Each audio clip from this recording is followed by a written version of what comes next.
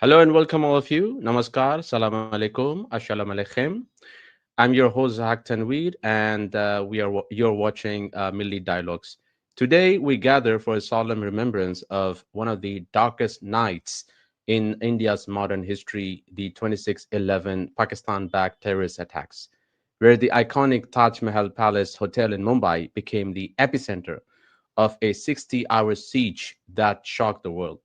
This is not a look back at an attack. It's a moment to honor the 166 innocent lives lost, pay tribute to the security forces, and reflect on how these events reshaped India's security landscape forever.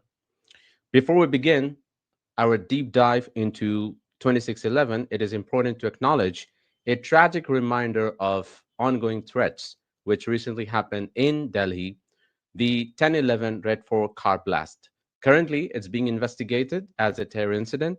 Though smaller in scale, the attack reinforces the central truth that the threat of Pakistan linked, proxy based, or ideologically inspired terrorism remains real, adaptive, and persistent. This brings even more weight to why 26/11 must be studied, remembered, and never forgotten. On 26 November 2008, 10 terrorists of Lashkar-e-Taiba, a Pakistan-backed, ISI-backed organization, entered Mumbai via the Arabian Sea. Their mission was to carry out a multi-target mass casualty terrorism campaign. They struck iconic locations across the city, and among the most heartbreaking tragedies was the attack on the Chabad Center, where the Jewish community suffered deeply. The victims included Rabbi Gabriel Hoselberg and Rivka Holzberg, Rabbi Levi Stettelbaum, and Benzion Kroman, and Yocheved Orpaz, and Norma Rabinovich. Their loss remains a painful reminder of the brutality and targeted nature of the attacks. The Taj Mahal Palace Hotel faced a 60-hour siege. The attackers set the building ablaze, took hostages, executed guests, and targeted the foreigners. The hotel staff displayed extraordinary courage. Several employees died while saving the guests. The architecture of the historical hotel made it a complex battlefield requiring room to room clearing by NSG commandos. 166 people killed, 300 plus injured. Attack spans 13 locations, including CST railway station, Oberoi Trident, and Chabad Center, and Kama Hospital. 9 terrorists were killed, and one was captured, that was Ajmal Kasab. The attack was later shown to be controlled remotely from Pakistan using VoIP, GPS, and real time instructions. International victims came from all over 15 countries, making it not just an attack on India, but on the global community. Years of investigation, digital forensics, and testimonies confirmed that training happened in Pakistan. Communications were directed from handlers in Karachi, and Lashkar-e-Taiba operatives received direct support from Pakistan's ISI, and David Headley, U.S. Pakistani Lashkar operative, conducted funding and coordinated from Pakistan. 26/11 is one of the world's most sophisticated foreign sponsored urban terror attacks. It transformed India's counter-terror architecture, intelligence cooperation, and coastal security. It remains a case study globally for hybrid warfare, proxy terrorism, and urban siege. So, before any further ado, we are joined by a distinguished panel whose combined expertise spans national security, lawfare, human rights, geopolitics, and counterterrorism. We have Irina Tsukerman, who is a national security advisor and analyst from New York, and she's also a human rights lawyer. And we have Aaron Meyer, and we have who's a researcher, attorney, and lawfare and terrorism expert. And we have Siddhant Kishore, who's a national security and foreign policy analyst based in Washington, D.C., and he writes for Cipher, Diplomat, and also for the Milli Chronicle. We have Yeshaya Rosenman from Jerusalem, who is an expert on Israel-India relationship. So before any further ado, I would definitely want to go and start with Yeshaya Rosenman, who is right now in Jerusalem. Yeshaya, we would like to know your thoughts about the 26/11 attacks, where your Jewish community was targeted and a Jewish couple was killed. Yes, good evening. Thank you for having me. Yes, the 26/11 attacks, one of the primary goals of terrorism is to not just to kill people, but to make a spectacle of it, to make it a television show. And the 26/11 attacks were playing out on live TV across the world. Everyone saw the iconic pictures of the Taj Hotel on fire, and then later of the standoff and the Indian commandos coming in on ropes from helicopters into the Chabad house. So it was seen around the world. The victims were from around the world. And yes, there was also a specific Jewish context of the Chabad house. The communications that the Indian intelligence intercepted from the Pakistani handlers of Ajmal Kasab and the other terrorists had, in those communications, the handlers were saying that you have to kill the Yahud because every Yahud you kill is worth 50 of any other people that you kill. So it was a deliberate attack. As Tariq Fatah pointed out in his chapter in his book, The Jew is Not My Enemy, his chapter on the Mumbai blast, the average Mumbaikar would have a difficult time even finding the Chabad house, whereas these terrorists knew exactly where it was. They had planned. It was completely intentional, and it was part of the anti-Semitic ideology, the deeply anti-Semitic ideology of Lashkar Taiba. So in these tragic circumstances, I think since then, the Mumbai Chabad house has become a sort of has a national significance for India, for the Israel's ties with India, for the Jewish people in India. Jews have, as we know, a history in India, in Mumbai. David Sassoon built much of colonial Mumbai, and this is just another chapter in these relations, a tragic one, but I think it's one from which Israel-India relations have only grown dramatically since then. So we now cooperate on counterterrorism activities as well. So I think it's one that we're growing from. Fantastic. Thank you so much, Yeshaya. Moving on to Aaron. Aaron, you have been writing a lot about counterterrorism, and you have been a fantastic and wonderful counterterrorism expert in the United States. The question to you is, how would you explain state-sponsored terrorism? Like, why Pakistan has been doing this again and again? I mean, why do some countries, not only Pakistan, I mean, why do some of these countries, like even Hamas, does the same thing against Israel? So why do these countries resort to terrorism time and again? What is the motive behind it? What is the research? So the simplest answer there is they get two things out of it. They get plausible deniability, and it also opens the stage for other types of what we could call fourth generation warfare. It allows for information warfare to go along with the terrorist attacks. So let's use this as an example. Pakistan, much like Iran, loves to use proxies. They use them internally and they use them externally. Okay, so for example, Pakistan will advance several attacks into India. They will also use the same personnel in some cases internally.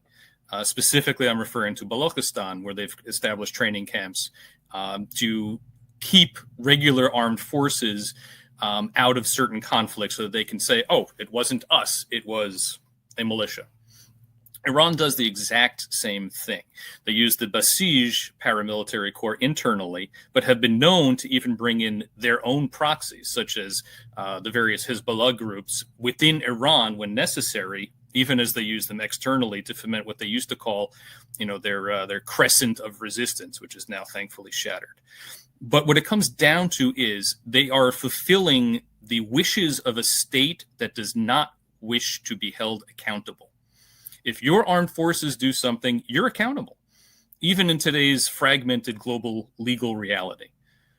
So if the Pakistani army goes in, there will be consequences.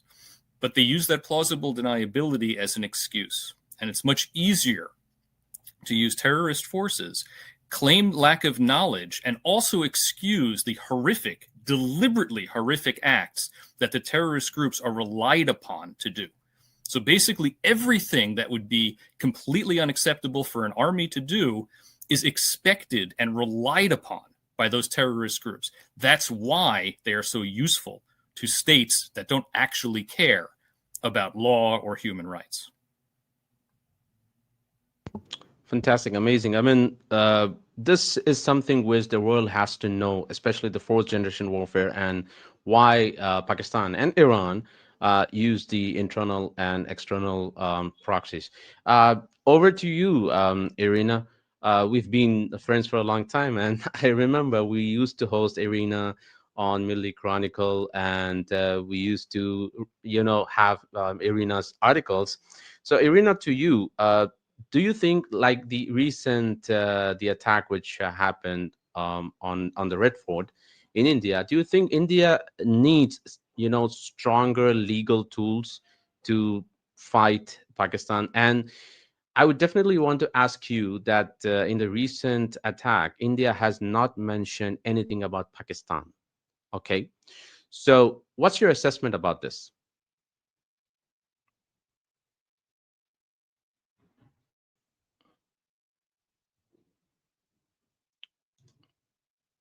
You need to unmute. You need to unmute, Irina.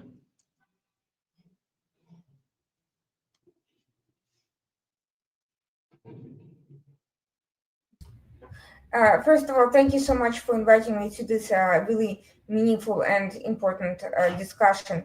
To be sure, legal tools are just part of the act of aggression, and some of the laws have already been discussed in the years that have passed since then. Essentially, because this attack was carried out from another, it was planned, executed from another, and directed from outside the India's territory. It's not just a terrorist incident.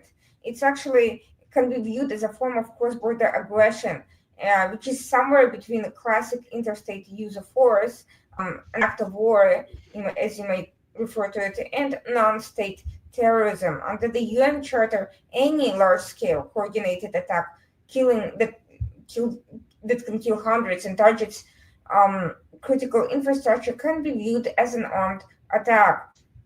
Given the fact that there is evidence tracing back these events to planning cells and training camps in Pakistan, the focus in legal discussions now shifts from the individual terrorists responsible for its execution to the. In other words, what we are talking about is of Pakistan as a state sponsor of. Yeah, the screen is frozen.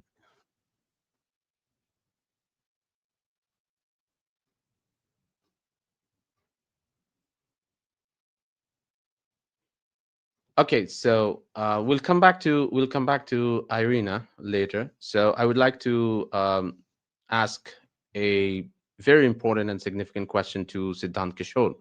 Siddhant, you have been studying about the state security and the national security stuff. What do you think? Like, was that an intel failure which happened on 26/11? That huge amount of explosives and weapons were brought into India via the Arabian Sea, and over 10 terrorists they walked in and they killed people. So this is a very common question which was being very often asked, like, did Indian intelligence agency fail?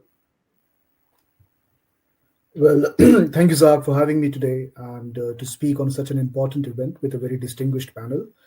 I would not necessarily attribute the events of 26/11 to complete intelligence failure, because what happened on 26/11 can be best put as a black swan event. So far, traditionally, other intelligence agencies are mostly employed to track foreign activities, and what mechanism we are judging is that occasionally and more historically, these elements that come from outside the country are mostly infiltrating from the north, from Kashmir or from Nepal. So we have never seen a very concrete or a significant pattern to track infiltrations in the country through waterways. That is number one. Number two, that I think there is also a lack of innovation, I would say, that our agencies suffer from. We do not have the capacity or the manpower. Several intelligence officers in their writings have always noted that the Indian intelligence suffers extremely from capacity issues. So unless and until we have a broader team looking at different hotspots, we cannot always look at innovative ways to counter terrorism or to counter any threat. So these are the two reasons why I believe that it was not completely an intelligence failure. And what I would say is that the reason why these elements were able to enter India through waterways is because we were never prepared for an event of this scale and of this magnitude to happen in India at such a time. They entered dressed in civilian clothes, using civilian vessels. They entered the Indian waterway. They hijacked a fishing vessel through which they entered Mumbai. And if you remember correctly, they were trained as special forces. This is not your regular infiltrator type or regular Fidain module terrorist attack. They were trained to conduct hybrid warfare. They were amphibious in nature. They used water to enter India. They came to India. They were trained with proper ammunition and everything. They were also trained in urban warfare. They knew how to navigate through the complex locality of Mumbai, and also they had proper intelligence input, as you just described in your opening remark, that they were receiving continuous intelligence from their handlers abroad. So I think overall, this was a great project on the terrorist side that they were able to execute. On our side, the failure was lack of innovation and lack of preparedness, not necessarily an intelligence failure. Thank you so much, Siddhant, for clarifying this point. I would definitely like to continue what Siddhant has mentioned, and over to you, Irina. What Siddhant has mentioned, that it's not because of the intelligence failure, it's because of the lack of innovation, right? So do you think like these Pakistani terrorists, they have been getting the backing in terms of innovation, technology from a country like China? What's your assessment about this? Irina, to you. Yes. Hi. Can you hear me? Yeah. Okay. So we have certainly seen Chinese drones, Chinese technology in the hands of Pakistan, not only the official military, but also the terrorist groups, more than one, that have emerged before and since then. Even the more recent attacks in Kashmir earlier this year showed every indication of Chinese involvement, both from the technology and equipment perspective, but also in terms of political support in the background and the type of information warfare, propaganda, algorithmic support for narratives favoring terrorists and favoring Pakistan's claims circulating on social media such as TikTok, which has been banned in India since 2021. China is one of the biggest investors into Pakistan. Pakistan is deeply in debt, owing billions of dollars to China. China is the Cipher corridor is one of China's main economic avenues in this part of Asia, and the relationship there is increasingly evolving from simple partnership and cooperation to client-state relationship. At the same time, China has viewed India as a geopolitical and economic rival for quite some time. So while China is not in the business of directing terrorist groups just yet, it has certainly supported countries that have acted in ways that destabilize its rivals, that destabilize and create problems for India and for anyone else that China views as a potential threat to its own grand ambitions, to its own grand strategy. Now, of course, China is also trading with India and has been for a very long time, but it seems to separate its economic interests from this sort of destabilizing ideological attacks. I think China's strategy is very similar to Russia's, which is to keep countries it views as potential threats of balance. So it will deliberately sell the type of technology that can be used in attacks, knowing that some of these weapons are going to end up in the hands of proliferating non-state actors directed by Pakistan, and it's certainly complicit in terrorist attacks. Now, what's interesting is, circling back to a question about international law, there are current laws that could hold Pakistan potentially responsible for these attacks, which India surprisingly has not China and Russia could block such designations at the international level, perhaps not wanting to exacerbate. Let's move on to Aaron. Aaron, since Irina was talking about the Chinese technology and Chinese stuff, in the recent Pahalgam attack too, we have seen that the Chinese mobile, like Huawei, were used. What's your assessment about the October 7th attack? I think even in the October 7th attacks, the Chinese mobiles and Chinese technology was used, right? So we would like to know your thoughts about it. Well, so there are two different ways to approach that. The first is, as Irina was talking about, China's grand foreign policy right now is the Belt and Road Initiative, which means bringing Pakistan, Iran, and other countries into what they've been calling the New Silk Road.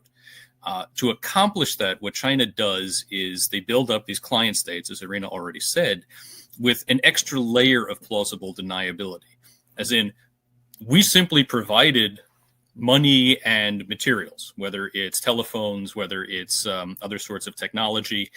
What they do with it isn't really our problem or concern. So China will give, let's say, Pakistan certain devices, and via Iran, which of course is the way that Hamas is functioning, they have other Chinese material and indirect support. So China is once again doubly insulated, where even if it goes back to a state sponsor, everybody will point to Pakistan, they'll point to Iran. And then China can, of course, claim that it's really not their concern at all. And again, they can block any sort of legitimate legal procedure anyway, because international law, when you really get down to it, is power politics, nothing more. True. That's true. Yeshaya, to you, what do you think? Why do these terrorists choose special occasion or the special location? For example, they chose the Red Fort recently, and for the 26/11, they chose Taj Hotel, and for October 7th, they chose the Jewish holiday season, right? So, what's the relevance? I mean, why do terrorists choose such kind of venues or the timing?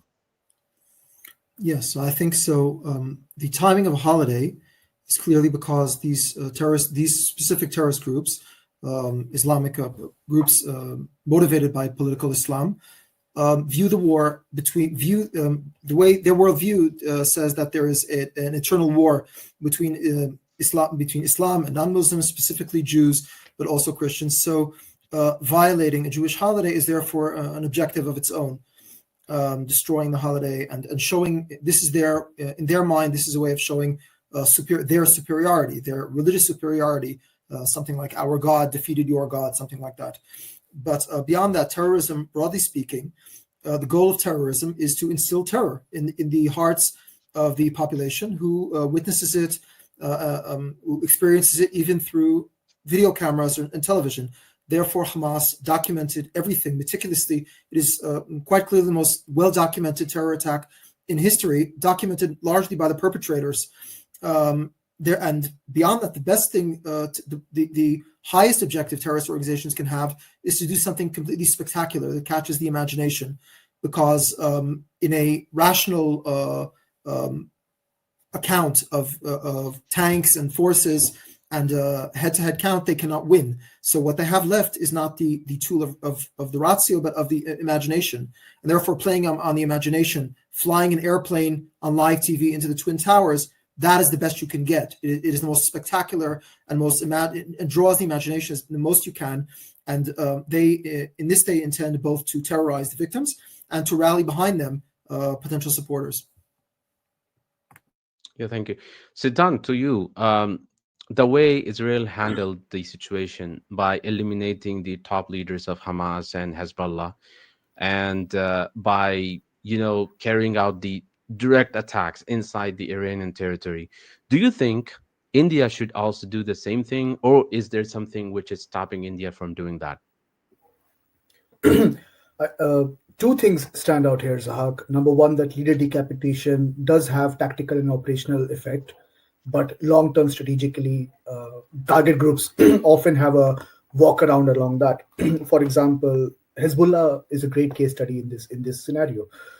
Between I think September 2024 and November 2024, Israeli military airstrikes literally decapitated the entire senior leadership of the Shura Council and also the military wing of the Radwan forces. And just yesterday, the most senior Hezbollah chief of staff, whose name I'm blanking on right now, was also assassinated during an Israeli strike in Beirut. So these decapitation campaigns, if they are done regularly, they will keep the pressure on the terrorist organizations. But eventually, terrorist organizations always bound have a command structure that is built for these capacities. Eventually, they will restructure. Eventually, they will reconstitute. So the idea is always to attack the center of gravity, their financial structures, their support bases, and that cannot be done by Israel. That is something the Lebanese government has to internally do. To some degree, they are trying to do it. They came up with a declaration in the parliament, with a legislation that establishes state monopoly over arms. But they have so far failed to disarm Hezbollah internally, and Hezbollah has been so far remained very popular in its southern strongholds, particularly in areas around Ras Maroon and all of that, primarily because they also won a municipal election last year, in February this year. And in terms of Iran, I think, again, the same logic also comes here, that strategic signaling is also very important, and Iran is also a part of the center of gravity. So if you're able to decapitate Iranian networks, if you're able to, degrade Iranian military infrastructure, that is a good thing. What stops India is the fact that India does not at current has the targeting capacity or the targeting intelligence data that requires for conducting such high precision attacks on our enemies. Number two, compared to what Israeli belligerents, Israeli adversaries, how well equipped are. Unfortunately, Indian adversaries are way better well equipped. They have advanced air defense systems. They have advanced technology to counter any aerial attacks by India. But it is only during a war footing that India has been able to demonstrate that within a matter of 48 to 72 hours, India can accomplish and establish a complete air superiority over Pakistan and take out its main 9 to 10 air bases with complete immunity. So this sets a very strong precedence. In terms of acquiring intelligence to target your enemy, their command structures or their senior leadership, you need to have a very sophisticated network of signal intelligence and human intelligence. It is only by the collaboration of these two elements of an intelligence cycle that you are able to pinpoint your enemy, exactly track their location and movement, and then strike that.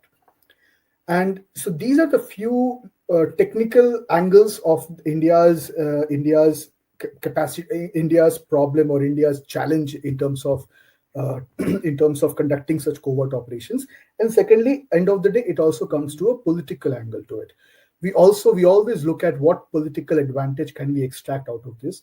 If there is a collateral damage, we need to explain it through broader audience. We need to act as a responsible state in comparison to Pakistan. Pakistan has a serious reputation issue, but India does not. Unfortunately, India does not have that reputation issue, and we should never be hyphenized with Pakistan in terms of taking a responsible attack. So it is only when we have precise data of the target, it is only when we have the exact right political momentum, then India can execute this kind of targeting. But as you have just suggested, that Israeli operations in Lebanon, Syria, West Bank, perhaps also in Iran, they set a great precedence from India. And there are serious studies, serious learning objectives that Indian leaders, Indian strategists must take out of. Thank you. Fantastic. Thank you so much. Irina, to you, what do you think, what does your analysis say? Who's more dangerous to India? I think Irina disappeared. It's okay. So I can ask this question to Aaron. Aaron, what's your analysis about the Pakistan and Bangladesh collaboration, which is happening these days. You have been, studying about it, right? The Pakistan and Bangladesh, especially the new guy who has come, Muhammad Yunus. So, what's your assessment about this? Are they really doing something? Is there something brewing between these two, entities? Unfortunately, it does look like that, and it's a pretty devastating change. For a very long time, the impression was that Bangladesh at least had reservations, at the very least, significant reservations about what Pakistan was looking to do, whether expansionist or otherwise. So to see this, I've from where I'm sitting, and I'll defer to Irina on this. This seems like a very big shift and a very, very problematic one for basically everybody else in the region, starting with India. So to Yeshaya, you have recently seen there was a rally, a massive rally in Pakistan, which had, Hamas leaders. Okay. So Pakistan is hunting with the hounds and running with the hare, right? So it's also hosting Hamas leaders, and it's also rallying around with Donald Trump, praising him and suggesting and recommending Nobel Prize for him. How do you see this? First of all, this is not the first time Hamas.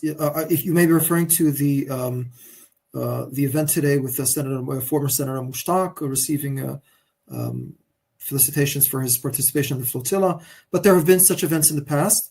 The Hamas ambassador to Iran, Ismail Kadumi, I believe his name is, also speaks Farsi and Urdu and regularly appears in Pakistani Kashmir. So this is not the first time this happened. I think Pakistan has its objectives in America that coincide perfectly with supporting political Islam.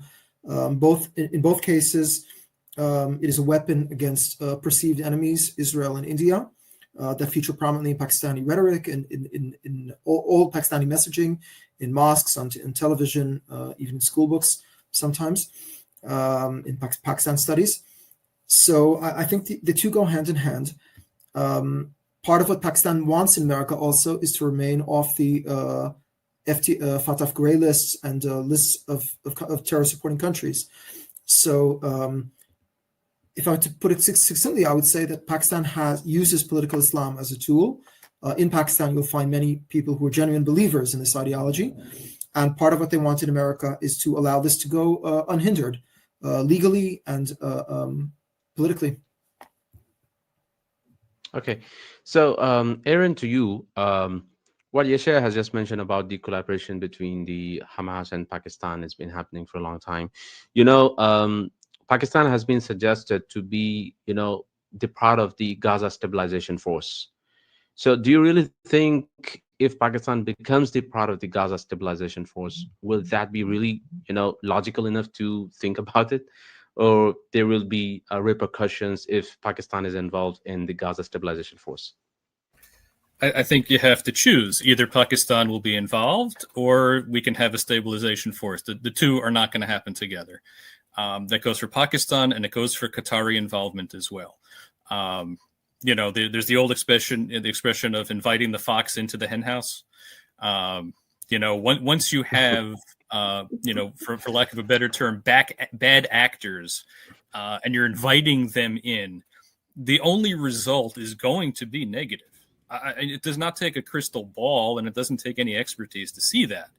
The fact that it's even being mentioned publicly, it should be ludicrous. To be blunt, this is absurdity in action. Should we just invite Iran as well? I mean, why not? It's absurd. So the answer is no.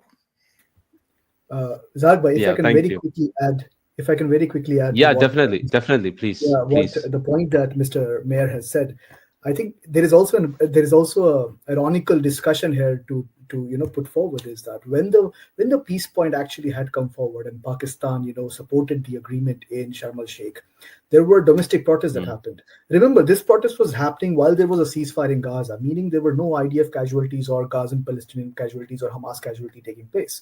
While at the same time in Pakistan, there were like 200 casualties or fatalities that happened because Tehrik-e-Labbaik, led by Fazlur Rahman, protested against Pakistan participation in the peace process. So there is a domestic irony, there is a foreign policy irony. Eventually, all these put together is a national identity crisis that Pakistan is going through. They cannot decide domestically whether they want to be with Gaza or not. In terms of foreign policy, they're compelled by the American pressure and American compulsion or the broader strategic alignment in the world right now that they have to send. They have so-called compromise their Islamic identity in order to send forces or in the stabilization group. So there is also that ironical part, which is quite frankly is very funny to understand right now. Yeah, thank you so much. Irina, we love to hear you, but I don't know what's happening. The internet is going on and off, but we really want to hear you, your thoughts about the recent developments which are happening in the United States. We see that Donald Trump and his administration has signed um, uh, to blacklist some of the chapters of Muslim Brotherhood. So, how do you see this? I mean, will that be affecting Qatar as well in the long run? And will that be No, affecting Hamas as well? no, not at all. Well, first of all, Hamas is already a U.S. designated terrorist organization. As we have seen, that has not prevented this administration from trying to meet with Hamas directly, and there was at least one such meeting with Steve Witkoff in the past. So, terrorism designation is essentially meaningless.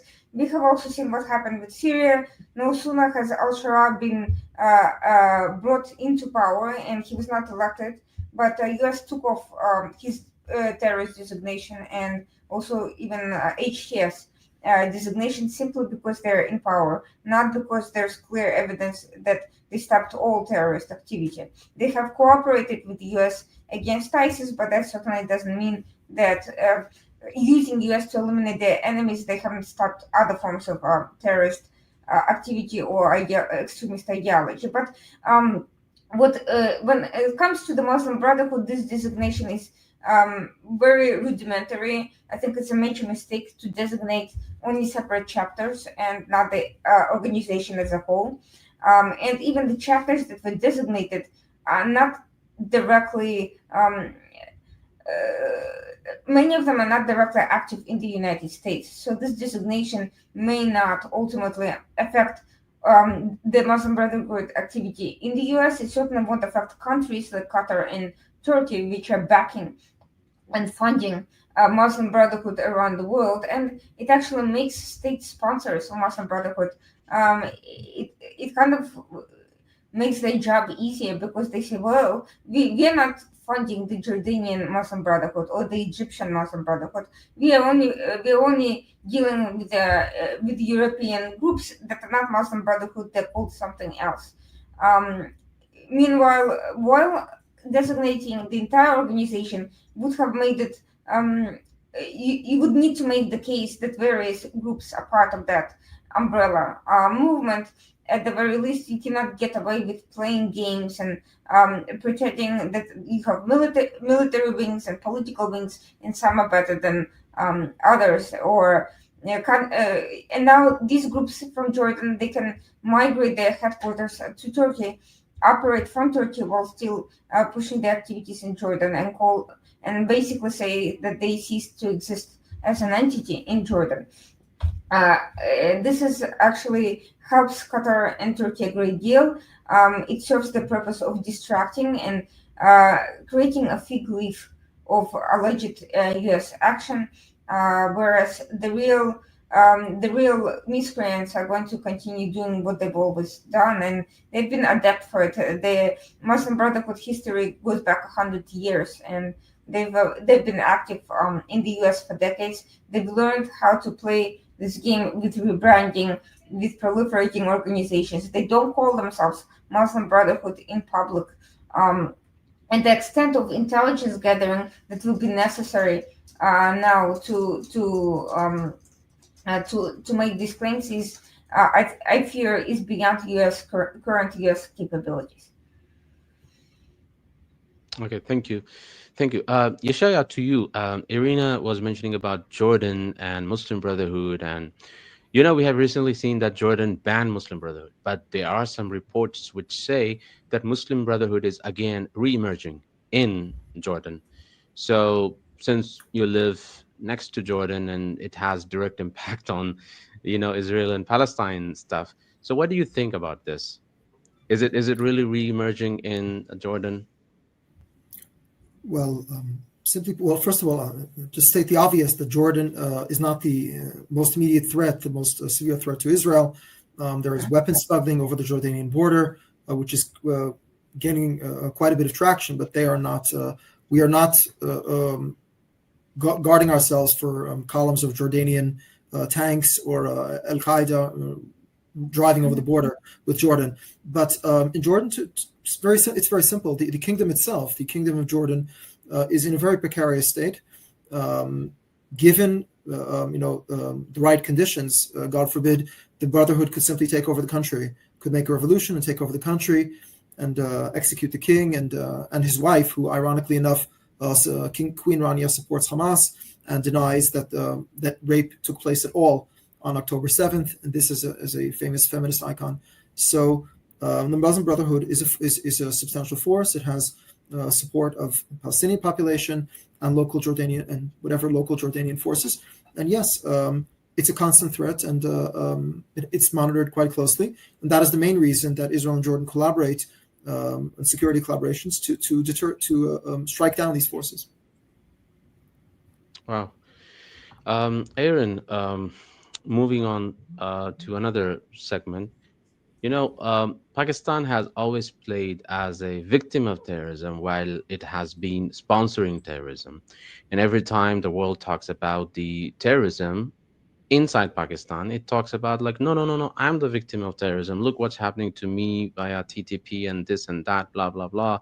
So how do you see this? I mean, is really Pakistan the victim of terrorism or the factory of terrorism? Well, I would have to say the factory is really the only answer here. It's very easy to play the victim, right? Russia does the same thing.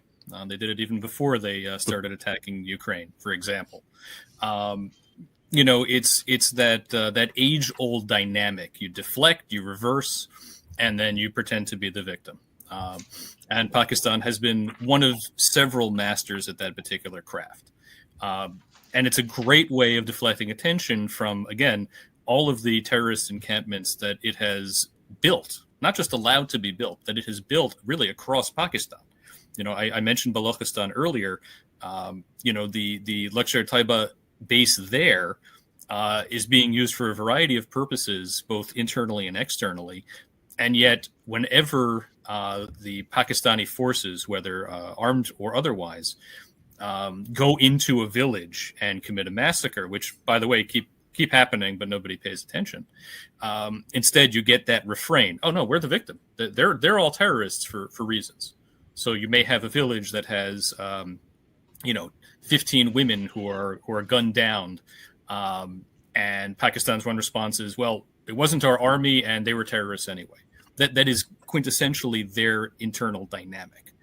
The problem is, and this speaks more to information warfare than anything else, when nobody across the world is paying sufficient attention, that's all they have to do.